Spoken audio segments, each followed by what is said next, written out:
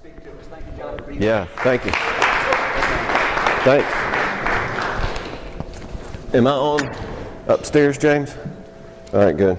I was thinking on the way over here sort of about what we're doing and what y'all have been doing. I've been at work all week. Y'all have been doing this work all week. And I was thinking about the difficulty of actually sitting here and learning and listening. I was just talking to some guys here about it. It's like you can only sit in a chair for so long. You can only take in new information for so long. And I thought about, what are we really doing here? There's a place in Luke 4 where Jesus visits his hometown church, and he gets to read the scripture himself. And this is the scripture he reads. And I never hear the scripture that I don't think somehow I've been given this gift, and you have too, that we get the same calling. And this is what he does, and this is what we do. He said, "The Spirit of Yahweh is upon me, because Yahweh has anointed me to bring good news to the poor. He has sent me to bind up the brokenhearted, to proclaim liberty to the captives, the opening of prison to those who are bound, to proclaim the year of Yahweh's favor and the day of vengeance of our God, to comfort those who mourn, to grant to those who mourn in Zion, giving them a beautiful headdress instead of ashes, the oil of gladness instead of mourning, the garment of praise instead of a faint spirit, that they may be called oaks of righteousness, the planting of Yahweh, that he may be glorified." As you remember, he handed the scroll back to the guy and he said, "Today this scripture has been fulfilled in your presence." And they tried to throw him off a cliff. The blessing we have is that he is our big brother. And because of him, we get to have a similar anointing. We get to be into the lives of people, be it in a direct spiritually related ministry, or be it in a setting where I walk one-on-one with people to help them grow through whatever pain they bring to my office, to help them become not just better, not just happy, but oaks of righteousness. That's what we're doing here. I'm going to be trying to think with you about how adolescents work. And maybe one thing that I can bring to you is the fact that I don't come at this from directly a ministry setting. I'm not working in a church. I am a clinical psychologist. I do what you would think I would do. I have a couch and a pipe and a sweater. You know, I ask you about your mama. You know, you don't have to lay on the couch, but you know, I do the thing you'd expect me to do. And I've been doing that for almost 30 years now. It is my life. It is what I do. I work mostly with adults, but I see tons and tons of adolescents. More now than I used to, because I had 3 kids who are now in their 20s. My wife and I had a party when the last one turned 20 to celebrate that we didn't have any more teens. We had a cake and candles and everything, that we didn't have teenagers anymore. So it was funny, when I had teenagers, I couldn't see as many in my office. It was like I maxed out, you know. So I feel your pain. You guys work with them, all of them. I can have a few in my practice at a time just because, you know, I can barely tolerate that many teens, much less their parents. We'll integrate the issue of their parents next year. I don't want to touch it this year. Just kidding. But anyway, I'm a psychologist. I have been married for 30 years. I have 3 kids, 26, 23, 20, the oldest of whom is just about to become a therapist here in Nashville. So karma comes around, goes around, man. She analyzes me now. You know, she's like, "Dad, that sounded a little hostile." Great, you know.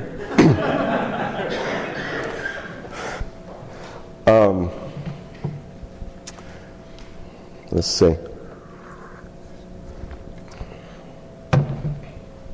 What I want to do, ultimately, is by tomorrow when we break, I want to be getting really nitty-gritty with y'all into like dealing with the yuck of teenagers. And I want you to get as gnarly as you need to be. Joey and I talked about, heck, let's talk about, you know, cutting or eating disorders or same-sex attraction. I mean, pick your pathology. And a lot of what we're going to be doing today is going to be laying a groundwork, a framework to do that. What I want to try to give you is a perspective of how I look at people and their growth. I see there being a difference between people just changing or people, trying to do something different, and how people really grow at their heart level and at their character level. And what I want to try to do is to give you a model of how I've learned to think about that as a Christian and as a psychologist over the last 30 years. And I'm going to build that model little by little. So if what we want to ultimately be able to do is to look at the dynamics of teenagers, like what do they do when they're really messing up? And some of those really gnarly, ugly ones. But I don't want to forget the less glitzy one. You'll hear me say a lot that teenagers tend to either act out or they act in. And as you know, in your ministries, sometimes they're doing something crazy out here, sometimes they're hurting down inside. And, it's about 50-50. And it's easy to get all sort of, captured, seduced by the dark side of looking at all of the, big, loud, scary things teenagers can do and miss that quiet one over here who's dying inside. So I want to be able to hit all of those as we talk. But in order to do that, we got to lay a little bit of a framework for who are people, how do we work, who are we characterologically, so I can give you some hooks to hang your hat on as we look at the particular problems. Then, Lord willing, by the time we start looking at doing work with them one-on-one tomorrow, we'll have kind of a common language. I want to build us a Rosetta Stone today, so to speak. And I am going to be leaning a little bit more toward thinking with you with a one-on-one kind of mentality. I think it would be interesting to brainstorm, and we have a little bit more flexibility time tomorrow. It'd be interesting to brainstorm about how to apply some of these principles to a teaching ministry. But there's a sense in which what I'll be talking about more so is your pastoral ministry. It is, what is your interaction with a kid like when you sit down and they say, I hate my parents. Like, I want to help you think about sort of what to do with that in that one-on-one sense. I want to begin there, though, just talking just a second about why I think a one-on-one sort of ministry is not only just important, helpful, but actually like necessary in order, and this applies to everyone, not just teenagers. It's why I do what I do. I believe, and that's where I'm going to start. I'm going to tell you what I'm going to tell you. Today I want to look at what is like one-on-one and why is it important. I want you to understand why. Number two, I want to look at 4 big dimensions of character and sin that are always operating inside of us at some point. And if you want to help people grow, you guys got to kind of get up to speed on what those are, learn to speak that language, okay, and be able to bring that into your one-on-ones with people. And then lastly today, I want to look at teenagers and what their dynamics are and why they're so crazy and why they make us crazy, and that's what we're going to do today, all right? So, basically, one-on-ones, why are they important? Why do I do what I do? I thought for a long time in my life, I don't know about y'all, but you look at areas in your life as a Christian and as a person and you say, why am I not changing in this area? Why am I still anxious about this? Or why do I still carry that grudge about that? Or why do I feel depressed about this? Or why do I have, this habit or sin or whatever that I struggle with? And, I can read the Bible more and blah, blah, blah, blah, and I don't really go anywhere and I'm stuck. I think that's one of the reasons I got into being a psychologist. They say that therapists become therapists because they're so screwed up. Okay, yeah, all right. And in fact, I have one of the few professions wherein the more screwed up you are, the better you are at it. So I'm an awesome therapist, You can't bring anything to me that's going to freak me out. Anyway, I started thinking, how do you grow? What's missing? How do you get there? And somehow the Lord led me this direction. The piece that really got me, and you're aware of this in your ministry if you're not in your own life, you're aware of that, I call it the head-heart gap. That gap between, I know this is true, but I just can't feel, or like, I know I'm forgiven, I know God forgives me, but I still feel, guilty. Or I know God loves me, but I still I can't feel like he does. Or I know I ought to be loving to my wife, but I still resent her. You know where that head-heart gap? Well, teens have it too. They might say, I know everybody says, I'm so cute, but I don't feel cute. You get your eating disorder girls who are like, I know you say I'm skinny, but I'm not. I'm big and fat and gross. And there's this gap between what you know and what you feel. You know that? Know what I'm talking about? I think one of the biggest problems in people changing is crossing that gap.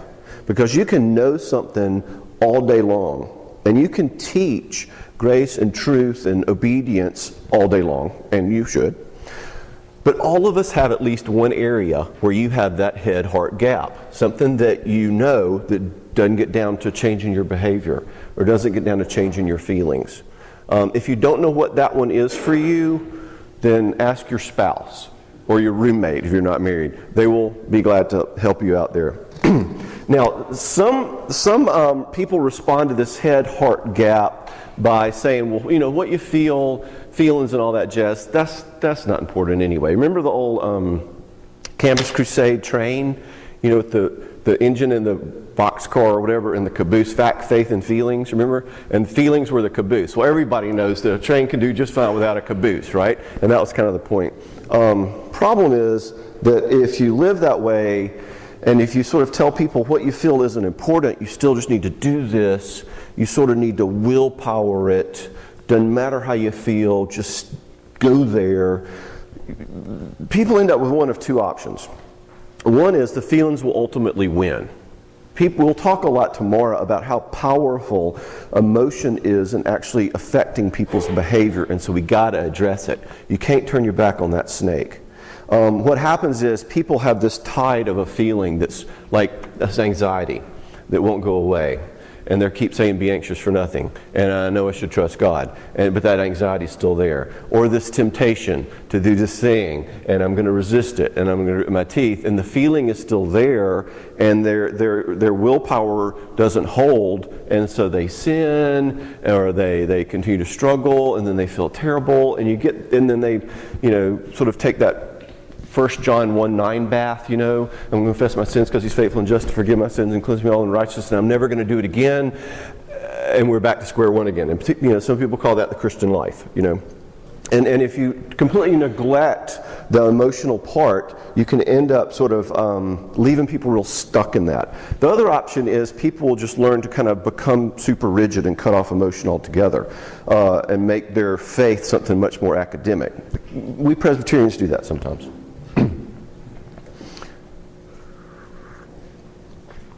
So what should we do? How do you bridge the gap between the head and the heart? How do you get to that feeling level in people? I believe that the way we do that is through relationship. In other words, the way you teach somebody something at a heart level, the way you teach somebody about love or forgiveness or strength or faith or trust or obedience or willpower, for heaven's sakes, is in a relationship. If you learn something from cognitive teaching, you get it in your head. But if you learn something from relational experience, you get it in your gut. Let me tell you what I mean by that. I have people all the time in my office who will say something like this that we're talking about. Like, I know God forgives me, but I've never been forgiven. And I'll ask them a question, something like, well, let me ask you, have you ever really wounded somebody? Wronged them? And they called you out on it. And you saw in their eyes, you could see how much they felt hurt. And you said, I see I hurt you. I get it. I really hurt you. And you stand before them guilty. And have you ever had anyone look back at you and say, yeah, you did hurt me. And you know what? I forgive you. Have you ever had that experience? And to the last, they haven't. Nobody has. So they go, wonder why I can't feel forgiven. Forgiveness is something that they know in their head, but they haven't experienced it. One-on-one is about engaging people at that heart level and talking to them about what they feel at that level. if they don't feel forgiven, I want to get into that part of them. I want to hear them talk to me about what they're afraid of about not being forgiven. The only way you bridge that gap is in a relationship. And that's not just therapy, Therapy is not something that got invented by Freud 100 years ago. Think of the each others in the New Testament. Why is Paul constantly saying, rebuke one another, encourage one another, confess your sins one another, bear one another's burdens? What he's doing is he's creating a matrix of relationship in the body of Christ where we would heal each other. In other words, that's why fellowship is one of the means of grace. We've turned fellowship into, what's fellowship in our churches? Fellowship is the break time between Sunday school and church where you get coffee. Have a little time of fellowship and then we'll all gather back together. That's what fellowship is. No, fellowship is technologically the way in which I engage another person in relationship and change you there. And the fact that we've lost that in our churches is why I'm in business. Okay? We start doing this in the churches, I'm going to have to open a restaurant or start a sailing school or something because I won't have any work to do. Okay? You think about with the Industrial Revolution and the changes in our culture, the church is no longer a place where I know I can bring my heart that's broken and you help me. If you read the Puritans, they're all into this. It's like, they always read Brother Bartholomew was taken with a grave melancholia, and so we went to his home after services and regaled him with spiritual hymns and psalms. And then it's like Brother Bartholomew gets better. Well, I'll tell you what, if I was depressed and all you guys came over and hung out with me and said, man, Cox, we know you're depressed. We just want to be with you because we love you. I'm not going to be depressed very long, nor am I going to need Prozac, okay? Or John Cox. But we've kind of made willpower the new idol. Go home and try harder. That's apparently the only part of us that's not totally depraved. Your willpower's fallen too. Come on, or learning more or blah blah blah. But one of the means of grace that we have missed, that we have lost, is fellowship, and that is how do I engage another person? And that's all counseling is, boys and girls. That's all one-on-one is. That's all therapy is a strategic form of sanctification. It's a strategic form of the application of the means of grace in such a way that I get inside your gourd and you get inside mine. Now, therapy, counseling, one-on-ones are very valuable in the sense that they create a quote, and I mean this quote very seriously, they create a quote, artificially safe environment. If you come to my office that it's going to be safe. We don't know that at churches. I helped start a small group ministry at a church in Atlanta, and what's the first thing everybody said when I said, we're going to build a small group ministry and we'll get 80 all together and you start really sharing your hearts? They're like, right, and if I do that, it's going to be all around Dunwoody Country Club tomorrow morning. It's like everybody's going to talk about it. Anyway, we're not safe. So I just got to ranting. I'm sorry. I gotta find where I am in my notes. Okay, I'm more or less on track. Okay, so basically, I go on to preaching. Fellowship is a means of grace. One-on-one is a form of fellowship. And what I want to talk to y'all about is how to use that in a strategic and informed way to understand people's hearts and help them with their spiritual issues or their emotional issues or their relational issues. And just to make it extra hard, we're talking about teenagers. And we're going to talk about all sorts of different ways in which dealing with teenagers is harder than dealing with most age groups. There's just a complexity and a difficulty there that's not, there with other ages. So that's just going to make our work a little bit more difficult, but we'll do it.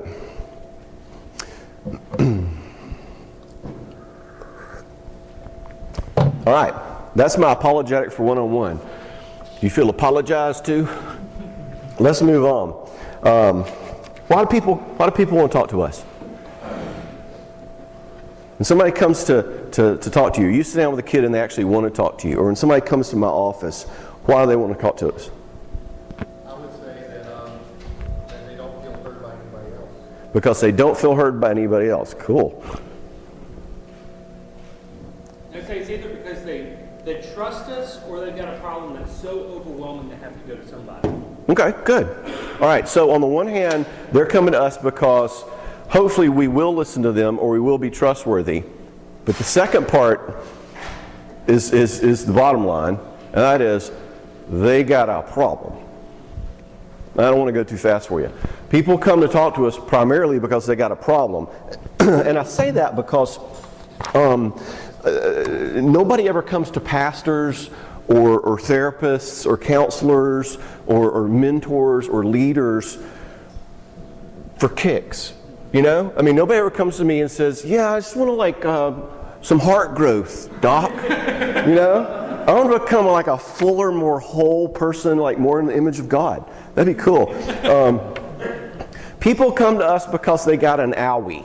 You know? It's like, I got a boo-boo. And maybe the boo-boo is I got an eating disorder and my parents are making me come. Or maybe the boo-boo is that I don't feel like any of my friends like me, but I trust you. But there's going to be some sort of fruit. And the bottom line is to remember that the fruit ain't the problem. What brings them to see us, what they will, if you say, how you been doing? And they go, oh, not so good, blah, blah, blah, blah, blah. That blah, blah, blah, blah, blah they're about to tell you is the fruit. And that ain't the problem. Ultimately, that's going to help you find the problem, but don't get kind of seduced into following the fruit. That's always easy to do. God's little gift is that sin and pathology and screwed upness hurts you before it kills you. Okay? It's kind of like that smell they put in natural gas, you know, so you can smell when there's a leak. You know, sin has this sort of like, God, my life is feeling horrible now. Like you start to feel that way before you die from it, you know. That's a gift. That's mercy. And basically that symptomology is what brings people in to talk to us. And that is called fruit, but the fruit ain't the problem. To fix the fruit, we need to fix the insides. And I want to talk a little bit about what the inside is like.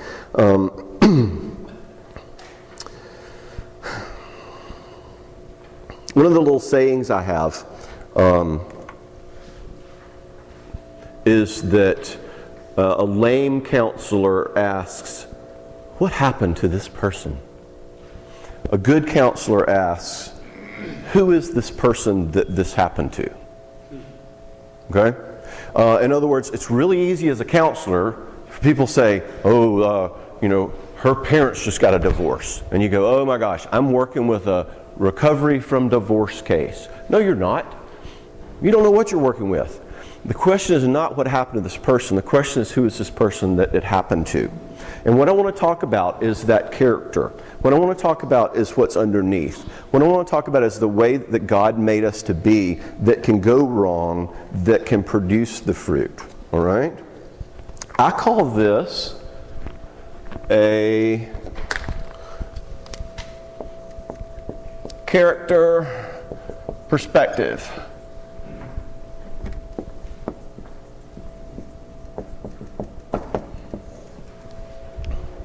Now, when a psychologist talks about character, we don't mean like integrity, like he's a man of character, you know, nor do we mean like, hey, he's a real character. For a psychologist, character is a technical term that refers to kind of the collection of abilities that a whole person needs to have to do life. All right? Think about it. People and their characters are kind of like a car. Think about all the stuff that a car needs to be able to do to work. Car needs to be able to go. Car needs to be able to stop. You got to be able to open the windows. If you live in the South, you got to have an air conditioner. It's got to be a turn left and right. And that's great. Car needs to have all those things. But think about it if the car is missing one of those abilities. Let's say it doesn't have any brakes. So you're cruising along, steering's great, acceleration, perfect, and you want to stop off at, the Stuckies of life over here, but you can't because you don't have any brakes, and so you just keep on going. Now, ultimately, what are you going to say? You're going to ultimately say, man, I'm getting hungry, or man, I'm about to run out of gas, or man, I've been driving in this car a long time. You're going to start producing fruit. Now, the problem is not that you're hungry or you don't have any gas. The problem is you don't have any brakes to stop the car. People are just like that. There are capacities and abilities that we need to have in order to do life. And if we're missing some of them, there is going to be fruit. And secondly, we'll keep these two going at once, get a lot of plates spinning here. Secondly, you and the people you're working with are sinners. And that means even if they do have those abilities, even if their car does stop, they're doing sinful, dirty stuff with it. They're power skidding into people's yards with those brakes, okay? So on the one hand, we have the issue of what kind of character abilities do we need to make life work. And on the other hand, we have, you're going to screw them up even if you have them, okay? I hope they're paying us all a lot to do this, you know? Who wants this job? So, we need to have abilities to do life. Can I be close to other people? Can I say no when I need to say no? Can I make sense of forgiveness or humility? Can I deal with shame or failure? Can I submit to authority? Can I manage my emotions? All these abilities that you have to have as a person that are part of our character. What I do at work all day is basically help people who have fruit that's a result of not having some of these abilities. And I started kind of thinking about what abilities is it that we need to do life. These issues about love or humility or forgiveness or whatever seem to be missing in the lives of the people that I worked with. And as I started cataloging them, I realized in a perfectly, beautifully, spooky way, those very things that we need to make life work also happen to so parallel the image of God. If I look then at what Christ was like, I see somebody who had these same exact qualities that my psychological thinking told me we needed to do life well, which I guess, being Reformed Presbyterians, would make perfect sense to us, right? So basically, we need abilities in our character to function and make life work, and I want to tell you what they are, but I got the wrong talk out.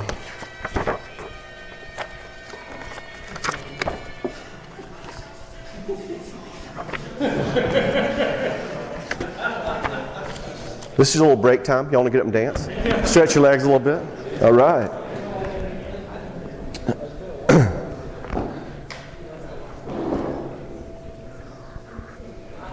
All right. Y'all with me so far? Number one, one-on-one is how we really help people get down into their guts. Number two, there's a structure to our guts. And the fruit that people bring to you, the problems you run across, are just fruit. And we want to get to what's going on underneath. If we want to operationalize the image of God, if we want to put some real hands and feet on what it looks like to be a healthy, whole human, these are the dimensions that you have to have. Number one thing you got to have is what we call attachment.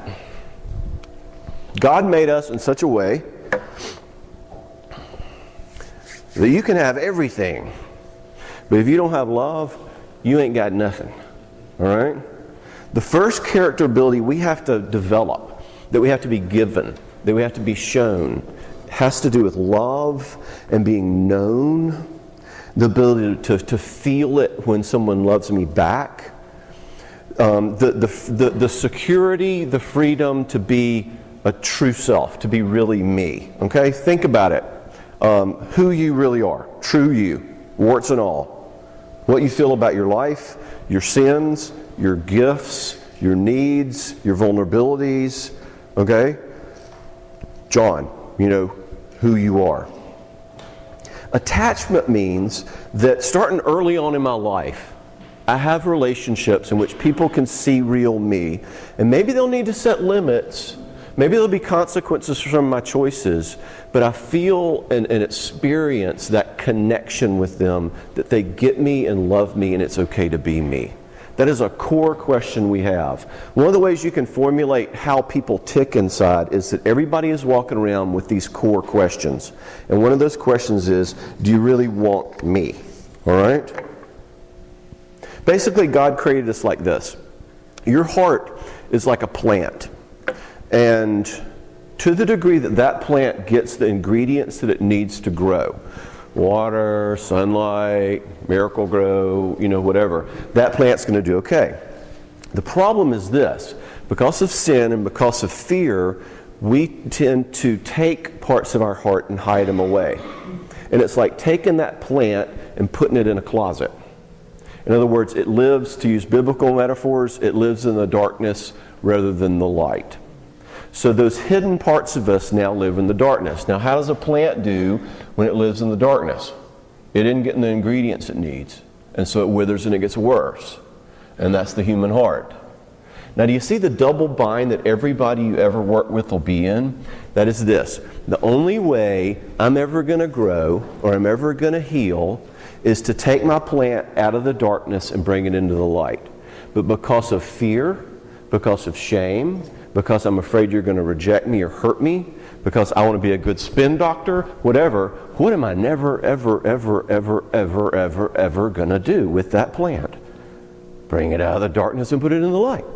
Okay? The only place it can ever get better. This is why Paul says things like, we are subjected to futility. Get it? We're a mess. The very thing we have to have. So here we are. First thing we need is attachment. Attachment is little kids' eyes look up at that parent and says, do you like me? Do you want me? Do you love me? And they need those eyes to look back with compassion and love and acceptance that say, I want you. All right? So the first thing we need is attachment, being known. So like, everybody ready to start being open with everybody else completely 100%, just who you are, no holes barred. If you do, we have some medication in the back, some lithium. Actually, I had a friend in LA when I was in school who was almost like this. It's like you'd pass her on campus. Hey, Sherry, how you going? She'd go, well, actually, I'm feeling a lot of despair. And it's like, yeah, back at you, right on. It's like, she was just all true self. It's like whatever, So in a sense, most of us live with a false self. Most of us live with sort of an upscaled spin doctor version of our real self. The great theologian Chris Rock, the Puritan, he once said, when you first get to know somebody, they ain't meeting you, they're meeting your representative. Someone's sent ahead to make you look good, okay? That's what we usually do. We live with that kind of false self. Or we go kind of more cognitive, like I'm not going to really be emotionally connected. I'm going to be more kind of up here in my head. And it's fine to have a false self some. We only need to be our true self, that really open, attached place with safe people, with people who we know we can be that open with. But if all you ever are is false, then you're missing attachment. And you'll see a lot of people who aren't living in a connected way with other people, where their hearts aren't known to at least one, maybe two other people. They're going to start to bear really interesting fruit, which we're going to get to in just a minute. By the way, God calls this one, what? Abiding. That knowing, in that Hebrew sense of knowing, of intimate, deep connection. How about trust? This is attachment is where I build trust, that sense of if I let go of control, it's going to be okay. Faithfulness, or actually living in a way of faith where I let down my control and lean upon someone else. That trust, that love, that belonging, that knowing you get. This is of the four we're going to look at. This is the big touchy-feely one, okay? This is intimacy, all right? This is where when you get married and your spouse says, I want to be close, that you're able to understand what that means, rather than you saying, okay, well, you can sit right here next to me while we watch TV. That's close, right? Or one of my clients, he and his wife were joking about how, like, what a left brain kind of logical, unemotional guy he was. And so he got her this card that said, this is just a card to let you know how I feel. And you open it up and it says, I feel fine.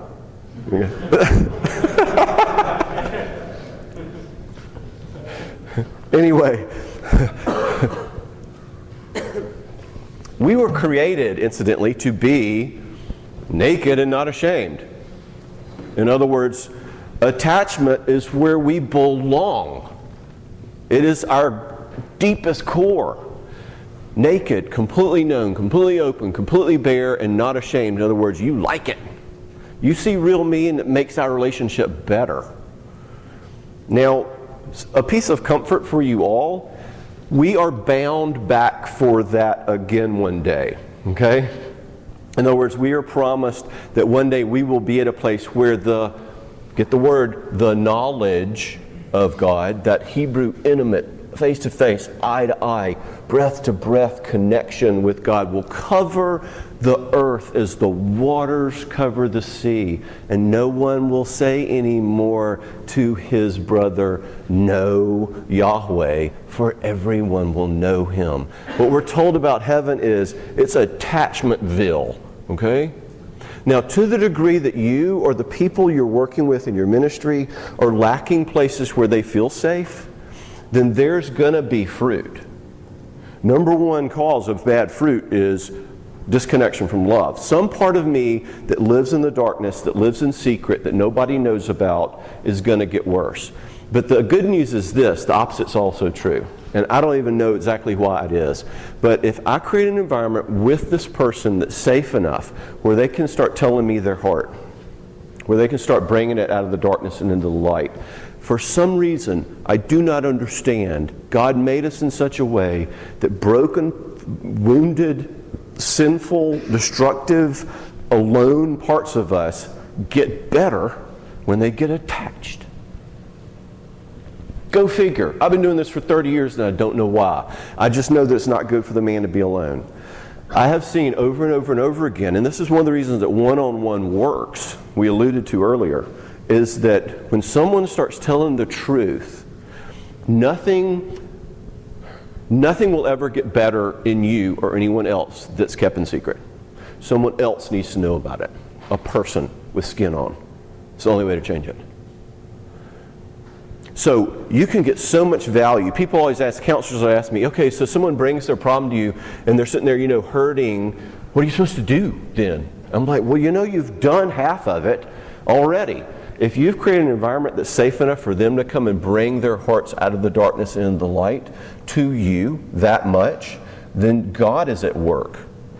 Just the connection with you that they are no longer alone with that pain is going to do an enormous amount to healing them, okay?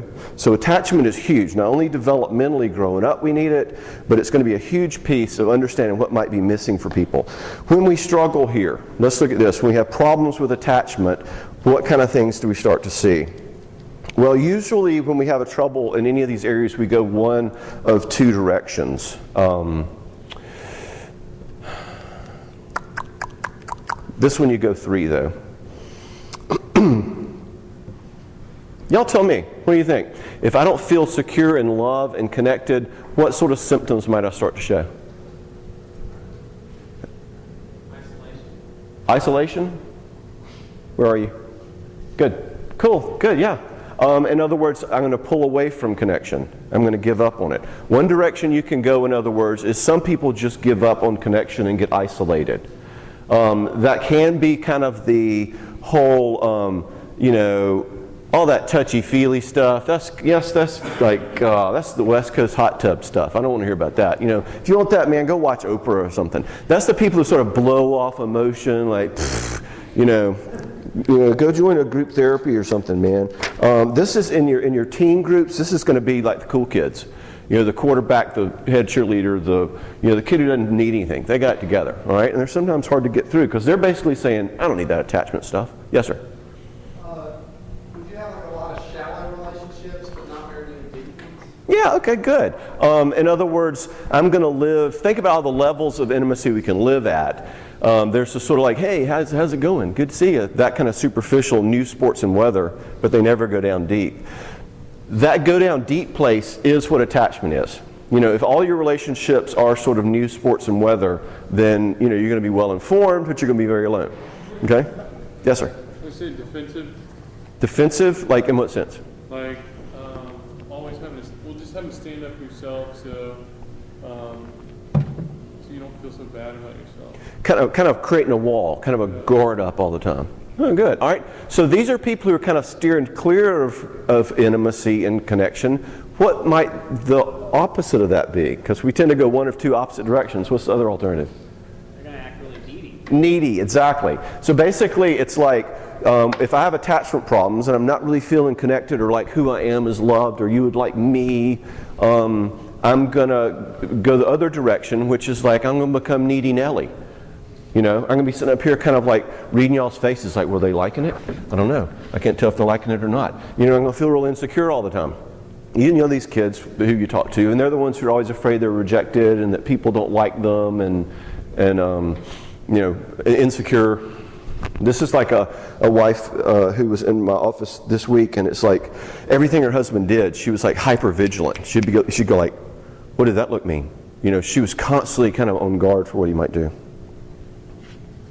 All right, the other place we go with attachment problems, which I think is very interesting, and I guess a case could be made that we could go here with other areas too, but one of the favorite things that we do when we have core issues of parts of me that are not connected is we go to substitutes.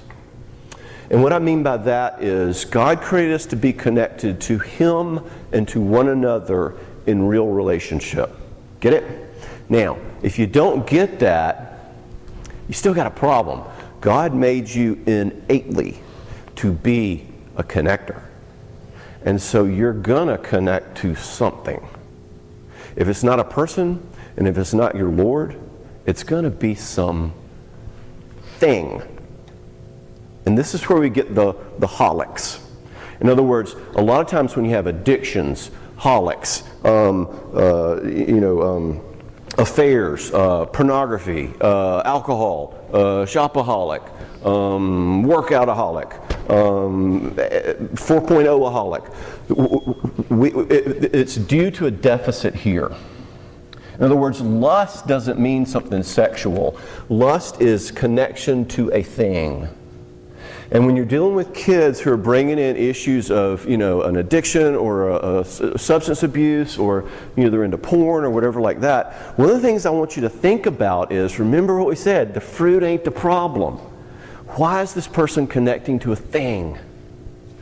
This is what I meant when I started out and I said I want to give you a grid.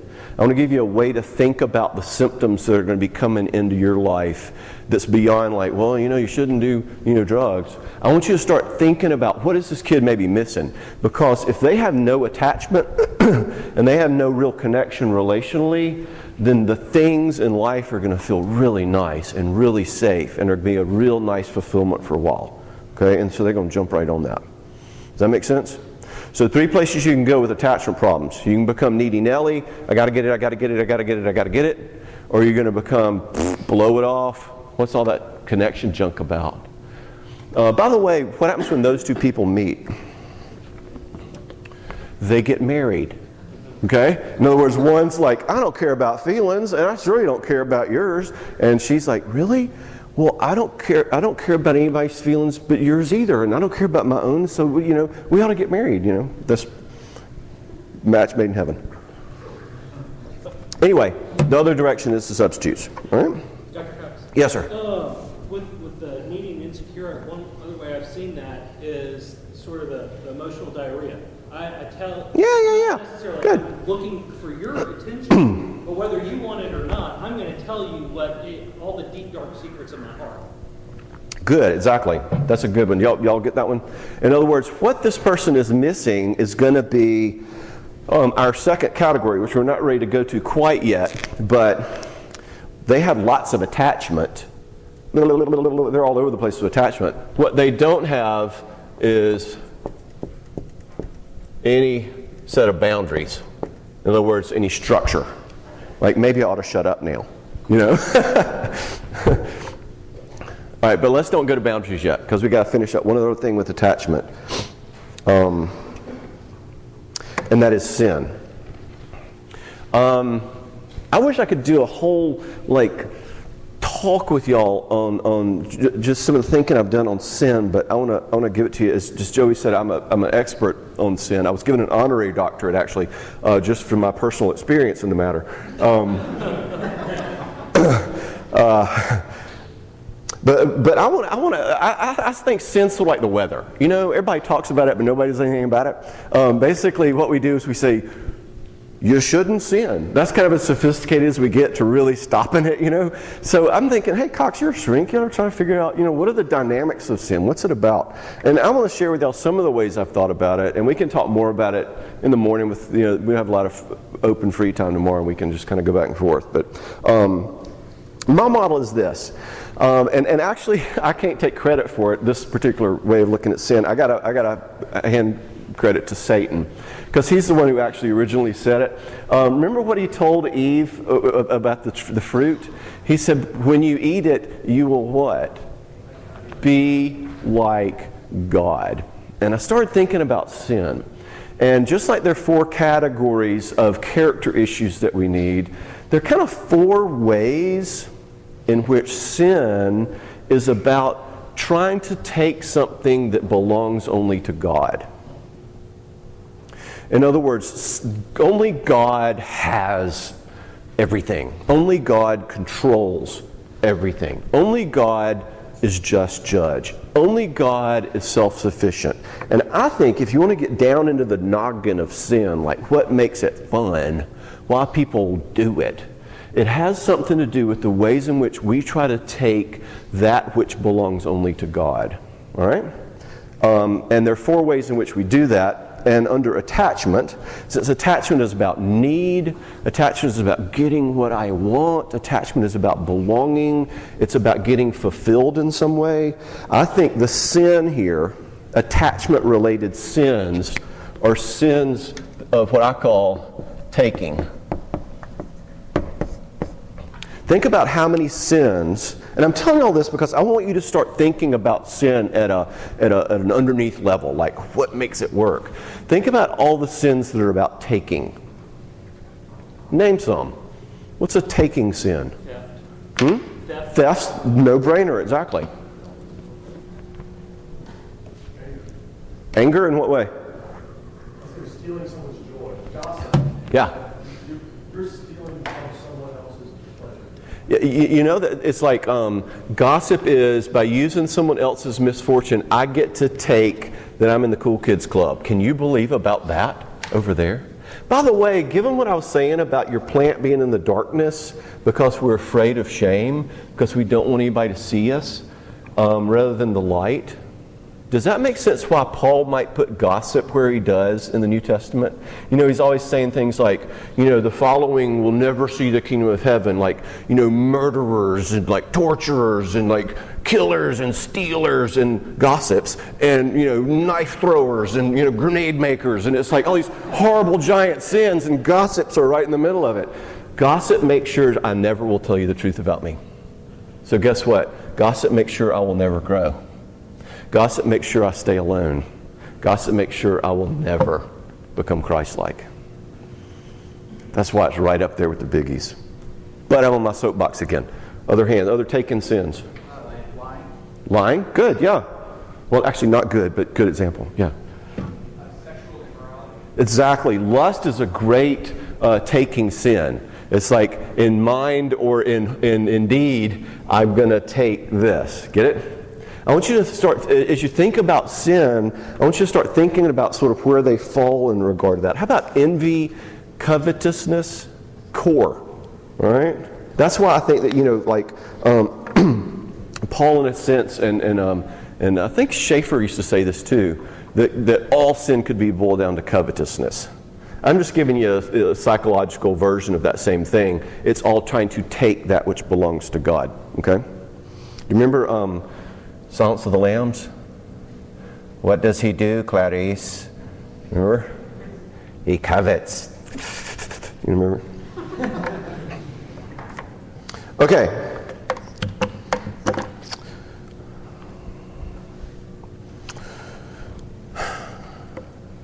I think this is so important, and It's going the direction I wanted it to go. So I'm going to let myself really just kind of keep pursuing this direction because I want y'all to get this in your noggins. It may be all we do today, even if we have to do adolescence tomorrow. But I want you to get this grid. We're supposed to stop at 4:15? 4:30? 4:30. Okay.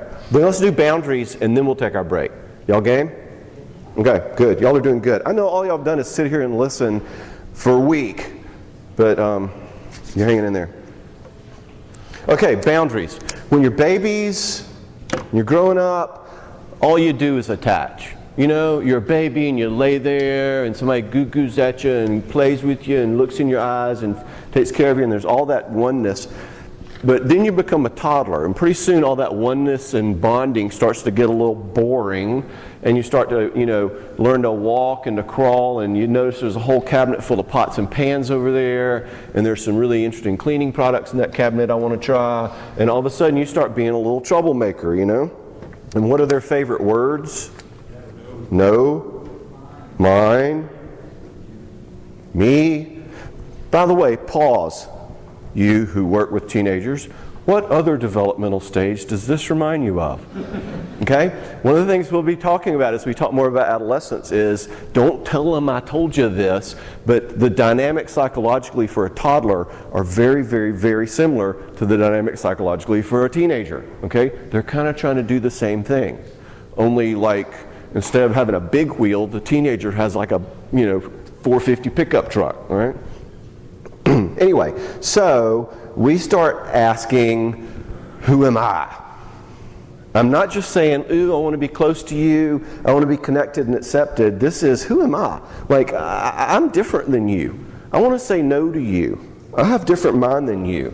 The NIMH, the National Institute of Mental Health, has just completed a multi-million-dollar study, and the results have said that relationships are always more difficult with two people in them. Okay? That's your tax dollars at work. But this is one of the reasons we call the terrible twos terrible, because there's this tension. No, okay? It's also about being a teenager. Having teenagers is hard because there's this tension. No, the same thing. So the first ability we need is kind of oneness. Can I be close? And the second ability we need characterologically is two-ness. Can I be an other? Can I be me? Can you be you? Can I say no? Can I hear no? Can I take ownership of my choices? This is where it starts to get important in my life that I can be an individual. And we're not talking about sort of like, sin nature, sinful autonomy, I want to run the world, being selfish, my way kind of stuff. I'm just talking about being a you. When Joshua says to the people, choose ye this day whom ye will serve, okay? This is about having a ye, all right? Who's going to do that choosing? Somebody's got to have something in there to say, I think I want this. This is Martin Luther saying, here I stand, I can do no other. Who? Who can stand? Martin Luther. Now, he had to individuate to do that. He had to know, this is what I want. You have to have a you. And if you disagree with me about that, then you're making my point for me. Okay? So there's more to love and relationship than candles and kumbaya and Barry Manilow music and oneness and attachment and ooey gooey stuff. There's also the issue of having a sense of self. That's what your friend is lacking, the one with the emotional diarrhea. It's great to share your emotions, but you also need a sense of saying, that's too much, or I need to say no to myself about that. So we get to what shrinks call boundaries. Two different kinds. One is a self-boundary, and that is a sense of who John is. Who am I? This is, the technical term for this is individuation, where I start to become an individual. This has tons of application to your teens, because this is what they're doing. Basically, what babies say is, Mommy and I are one. And what toddlers say is, Mommy and I are two. And what school-age kids say is, Family and I are one. They always want to do board games and go eat pizza together and go on trips and all that. What teenagers say is, Family and I are two. All right? So you see the dynamic? There's a bonding of connection, and then there's the separation. There's a bonding of connection and separation. And this is where you get the first dawn of a sense of self. The first dawn of individuality. And we want that because, remember, we're trying to create an adult here. A fully functioning, individuated, whole person. As I tell parents all the time when I speak to them, the goal is to get rid of them. All right? So part of getting a part of a boundary thing is getting a sense of you. Like, who are you? We can talk more about what that would look like developmentally if you want to. The second one is relational boundaries, and this is the ability to say no. To feel safe being able to say no. And this is where you first start to learn to hear no too. This is the first time in your life when you're a toddler where somebody actually says no, no. And you get your hand swatted, or you get sent to timeout, or you get your bottom whacked or something. But there's a limit set on you. So there's this double thing that we're starting to learn with boundaries, and that is, I can say no, but you know what? I got to hear no too. I can set limits in my life, but you know what? I got to submit to limits too. And all of a sudden, life starts to get complicated.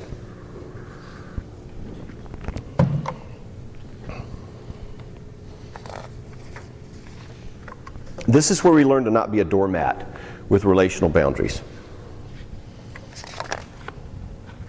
It's like I had a woman in my office this week who was so miserable in her marriage, and she has no relational boundaries at all. She can't say no. It's fascinating. I mean, the fruit she brought in was, I'm unhappy in my marriage. But what I started learning as I started listening to her, like what's missing in this person's character, she can't say no at all. In fact, she said, you know what? I knew when he asked me to marry him that I didn't want to marry him, but he asked me, and I quote, you can't just say no. Okay? Yes, you can. All right? Yes, you can. Let's say it together. Yes, you can. Okay? Now, the downside is, like the centurion, we'll talk about in a minute, you're both in authority over people and under authority too, so you're going to have to hear no too sometimes. But boundaries is about being able to be strong enough to say no. Okay?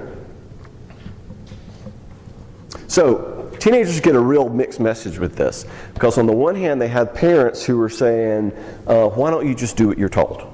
As if you're supposed to be this compliant little kid who doesn't really have an opinion. You know, what happened to my wonderful compliant little kid who doesn't have an opinion? And then at the same time, those same parents are saying, oh, you got to stand up for yourself. Just because everyone else is doing it doesn't mean you're supposed to do it. As if they're saying, you're supposed to be this individual person who knows what they want apart from other people. Now, which is it? Now, the problem that makes teenagers crazy is it's both. All right? You are supposed to be still complying and still under authority, and someone who's starting to make choices for themselves independently and blah, blah, blah at the same time, okay? No wonder they're crazy. Regarding spirituality, again, this is sort of like God presupposes this. The Bible is written to people who already have a ye.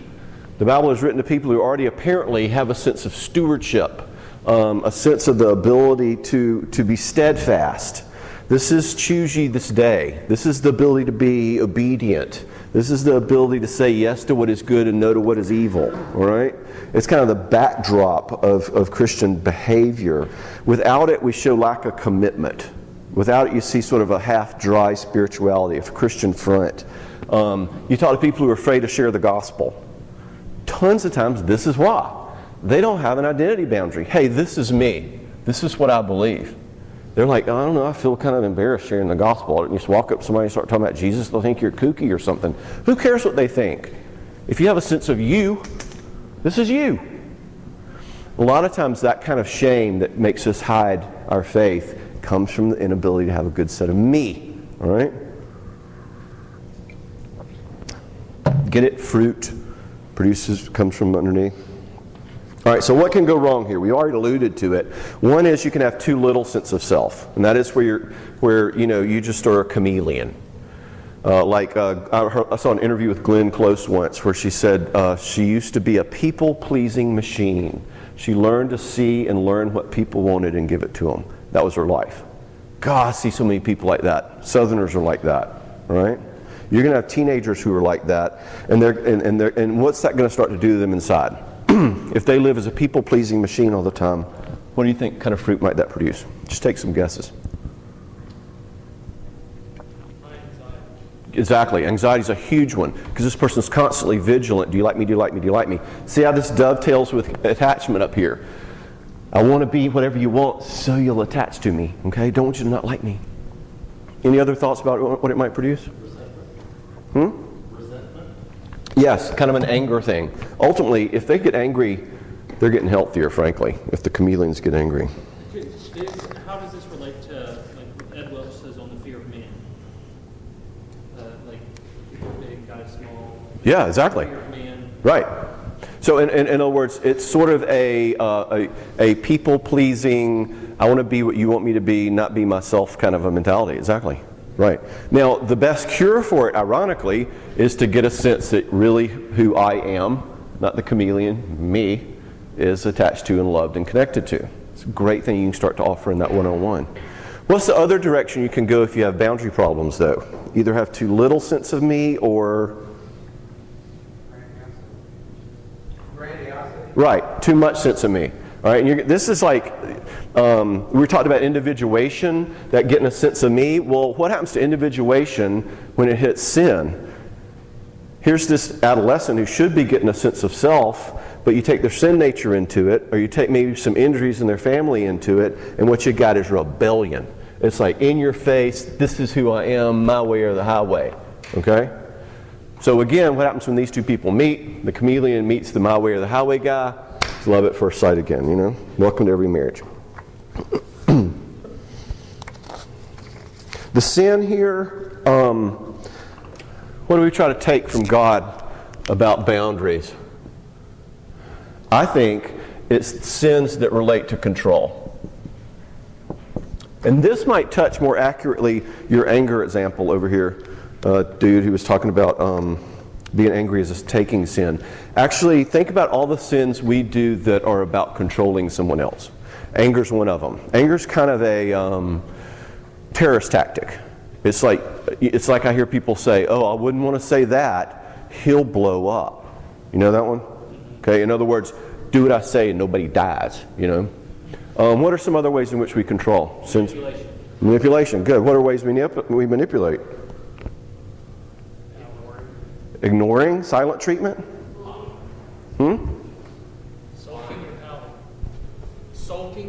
Sulking or pouting, yeah. The silent treatment, sulking or pouting. I always say, you know, silent treatment, it's like, no, please. That's the worst thing you could do, depriving me of hearing you talk. No, I don't actually say that, but I always think that about silent treatment. What was one over here? Yes, sir? Most sexual sins are sins of control. Interesting. They can be. One of the things we can talk about tomorrow when we talk about sexual issues, be it pornography or acting out, is almost every one of these, sex is such an interesting issue, almost every one of these character abilities that we're talking about can get sexualized. In other words, control, boundaries might become a sexual issue because it makes me feel powerful, all right? But I can also sexualize attachment. It's a different way of getting intimacy, see? All right? The next one we're going to talk about is making sense of goodness and badness. I could sexualize that because getting involved sexually makes me feel 10 feet tall, good looking, and bulletproof. I feel like this good guy, okay? So sex is an interesting one because we can sexualize just about any sin, or we can sexualize just about any wound, or we can sexualize just about any pathology. We'll talk more about that. Yes, sir? Maybe you're not meaning to do this, but it kind of sounds like, with both examples that we've had so far, it kind of sounds like one of these is like the male problem and one of them is the female problem. Like, all their examples of people who the people who are over-attached and have no boundaries, all of them are girls, and all the examples of people who are under-attached and have too strong boundaries are guys. Is that true, or is that... No. Thank you for bringing that up. Major attachment issue, just so you know. Listen, you already described me. I mean, you got me pegged. So. But he obviously has no boundary problems. Suppose he called out the speaker. Accurately. If I've been portraying that, thank you for grabbing it. It so goes either way, and it might say more about me than I'm caring to admit that I portrayed it that way, but it is just as easy. I mean, how many sort of tiger mamas are there out there who are sort of like bottom liners, you know? And how many guys are saying, no, I don't want to upset mama, you know? So it can go either way, absolutely. Yeah, good job too, thank you. I want y'all, as you start to get on the same page as me with these issues, I want you to call me out and help me think about this. This is a body of Christ experience. Nobody sits in the seat of Moses. Yes, sir. Yes, ma'am. Do you think that they build on each other? Like if you have attachment problems that build to have boundary problems, or are they separate? That's such a good question. And what I would say, the answer is, think about the role of love in the Bible. You know, what are the two greatest commandments? Love and love. You know, ultimately, what are we moving toward? Love is kind of this background of everything, and so there's a sense in which once we get all four of us up here, that attachment's going to be the bottom of every one of them. In other words, if I have attachment problems, I'm going to have a lot more trouble being me and saying, like, this dude's stepping up. Obviously, he doesn't have attachment problems. He feels courageous enough to say, hey, this is what I think. Okay. I don't have attachment problems because I didn't go, what do you mean, man? I'm right and you're wrong. I'm like, yeah, I'm wrong. You're right. You called me out. This is great. If we have attachment problems, it can make us afraid. So we're going to withdraw. We're going to get defensive. All right? We're going to talk about badness and goodness in a minute. If I have attachment problems, then when I fail or I sin, I'm going to want to get defensive or try to blame somebody else. So attachment is going to run as a thread underneath all of these. And it goes back somewhat to what I was saying, that any part of us that is taken out of connection, attachment, tends to get worse in the darkness rather than the light. And conversely, once you take them back out and bring them to attachment, they get better. God made us in such a way that His grace and truth and love are ministered both mediately and immediately, if you remember your old theology studies, both directly from Him and from other people.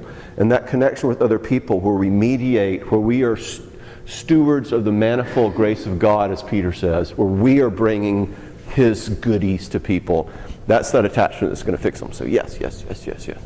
Let's just do a couple more questions. I want to do a break. And I was just comment on that one. It goes back to Genesis chapter 3. That all of these can be related right there, but the biggest problem in the fall is our detachment from God and detachment from one another. Right, yeah. In other words, alienation from self, alienation from God, alienation from one another. What's that, the Institutes? Yes, sir.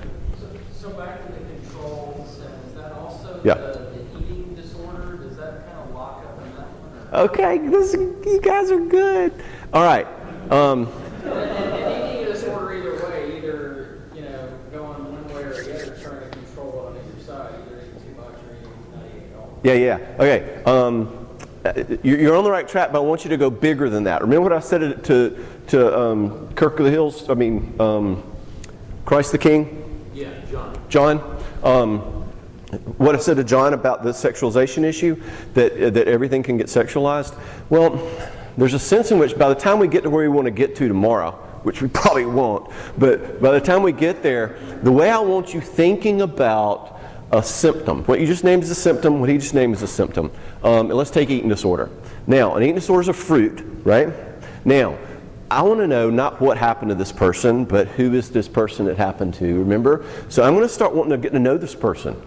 They may have an eating disorder because, as one of my clients told me once, food is really my only friend. They may have an eating disorder because they're from a super controlling family and the only thing mom can't control is what I eat or whether I eat it. We're going to get to goodness and badness and shame issues here. They may have an eating disorder because they feel ugly and I feel humiliated about how I look and I'm never going to eat again because I want to be super, super, super thin and cute and cuter than every other girl around because I'm this gross and fat girl. Okay, down here we're going to talk about issues of authority. In other words, one of the ways I want y'all to start thinking, the reason I'm giving you this grid is because an eating disorder ain't an eating disorder. You know? An eating disorder is a fruit that might be about attachment or about issues of self or issues of shame. And I want y'all to have the sophistication to say, okay, yeah, this is a real razzle-dazzle symptom. You're doing XYZ with XYZ. tell me about you. Tell me about your heart. Tell me about your gut. Tell me about what it's like to be you. Let me get to know you. And you hear them start saying things like this girl said to me, like, you can't say no. And I'm like going, well, here's her problem. She can't say no in her life at all. And it's gotten into all these problems. That's the way I want y'all thinking diagnostically. Everything you've been learning this week is a ministerial version of looking at these issues. I'm just taking a different slant at it, and I want you to have both slants. This doesn't replace any other perspective, but I want to add to their perspectives and kind of give you a different ammo box to take into the trenches. Yes? Or I was just going to comment to that guy's comment about stereotypically. Yeah, okay, good. You're going to hammer me some more. Is that? Well, no. I'm not going to hammer you because I'm going to kind of disagree. Okay. But disagree in the sense, and maybe why, is because my wife and I, personality-wise, are very different in the sense that she could be typified as like driven CEO. Yeah. And I'm a desperate housewife. Yes. So, I am too. My wife and I say women are from Mars, men are from Venus. You know, and that, yeah, we're backwards. She's like, I'm like, why don't you want to talk to me? All you want to do is watch football. You know. Why are you trying to fix me? I just want you to hear my feelings. So say like what he said came out of left field to me. Okay. Like, Yeah. I wasn't making gender connections at all. I was making personality connections with what we were saying. Okay, good. Yeah, cool. It can go either way. And there is the inclination. Guys tend to be a little more, less attachy, a little more boundary, whatever. You regretting even opening your mouth? Yeah, I'm not going to ask you more questions. Dude, come on. Come on. All right. Let's see. Let me see if I'm finished with controlling sins.